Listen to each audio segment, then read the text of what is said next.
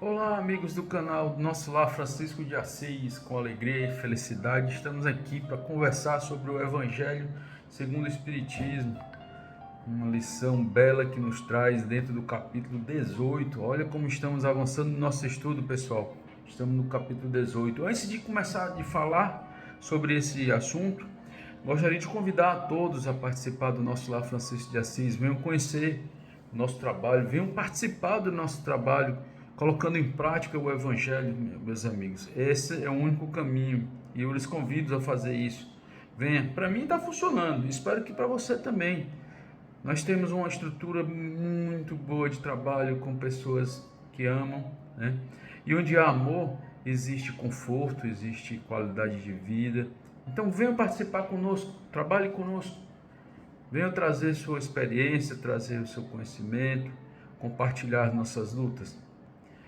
Hoje abordaremos um assunto que é especial, assim como todo assunto do Evangelho, né? No capítulo 18 do Evangelho segundo o Espiritismo, temos o tema muitos os chamados, poucos os escolhidos. E eu, Fábio, abordarei o item 1 e 2, que trata da parábola do festim das bodas, né?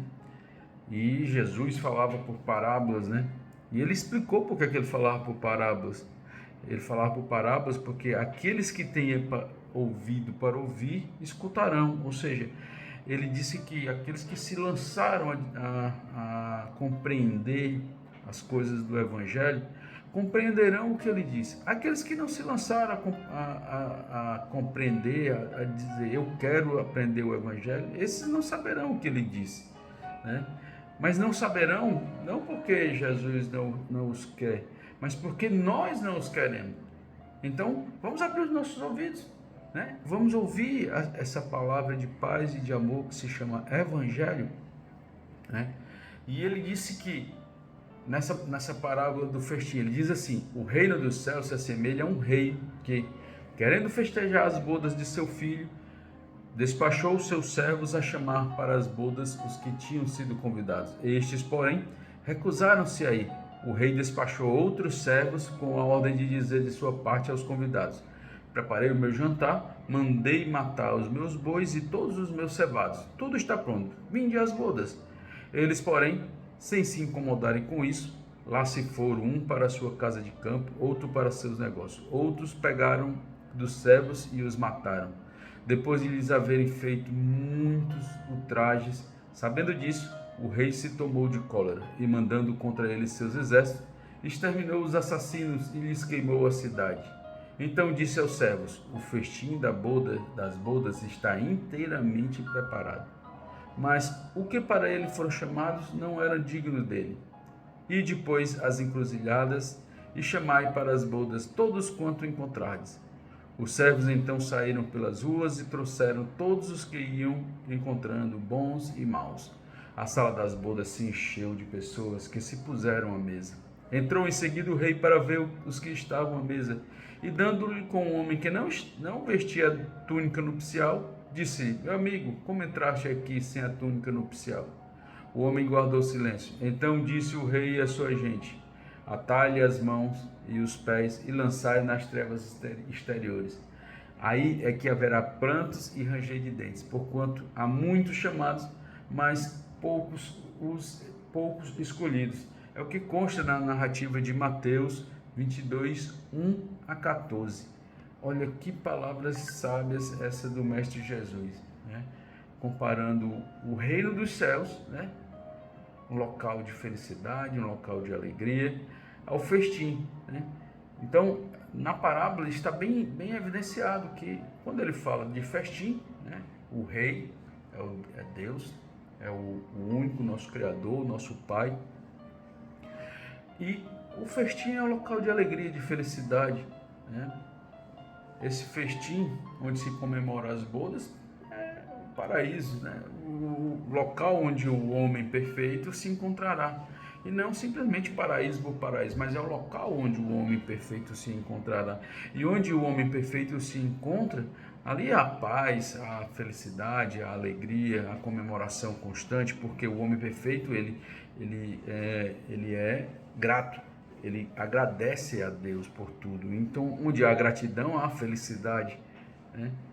Nós somos convidados para esse festim. Jesus referia-se aos hebreus daquela época, mas até hoje nós somos os convidados para o festim. Porque os hebreus eram aquele povo que foi escolhido para sedimentar a ideia do evangelho. Tanto é que Jesus encarnou nesse ambiente físico. Jesus poderia ter encarnado no Oriente, né, em regiões mais ao norte, né, no hemisfério norte, mas ele encarnou no hemisfério sul, numa área em que encontrava-se esse povo, os hebreus. E esse povo foram os convidados para a ceia, foram os convidados para as bodas, para o festim.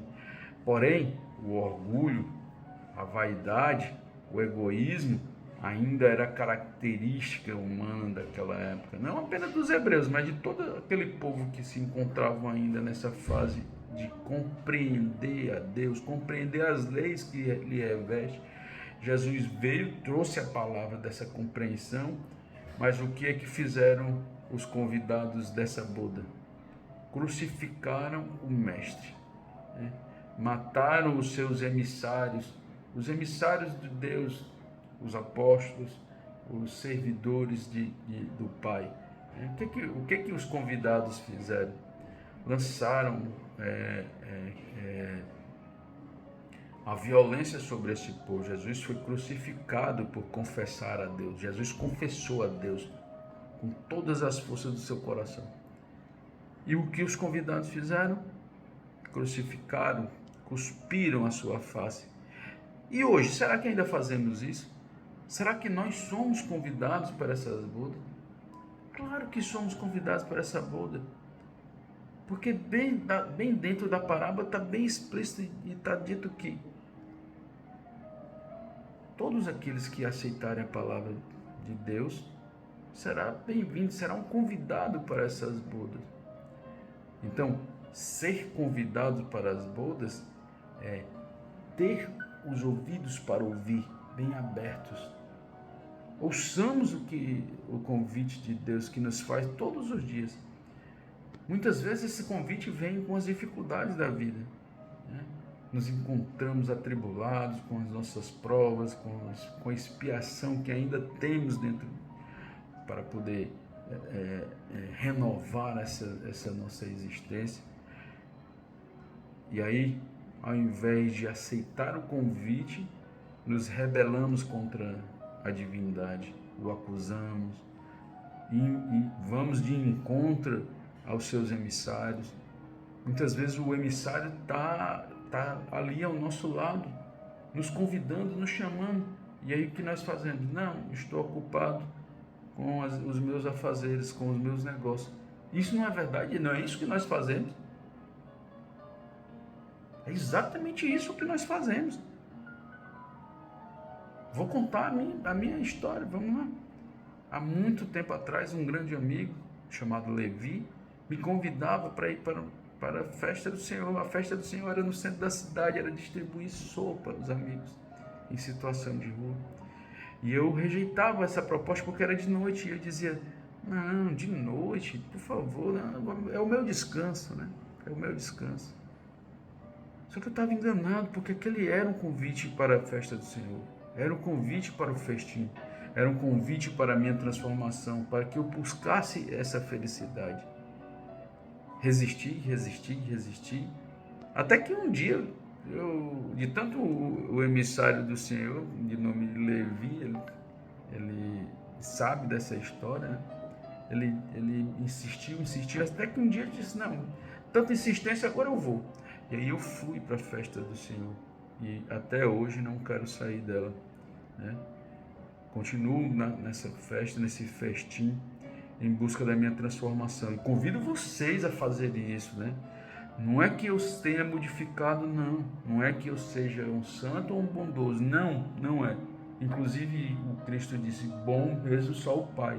Então, que dirá eu falar alguma coisa nesse sentido? Não. Mas o que eu lhe digo é que houve transformação dentro de mim, sim. Houve um pouco mais de paz na minha luta diária. Esse é o convite que eu deixo a vocês. Venham para a festa do Senhor. O festim está montado no labor, no trabalho, na labuta, no servir. Vamos servir. Estendo o meu convite novamente. Venham trabalhar no nosso Lar Francisco de Assis. Façam parte desse festim, dessas bodas. O amor lhes espera. Muito obrigado e até o próximo vídeo.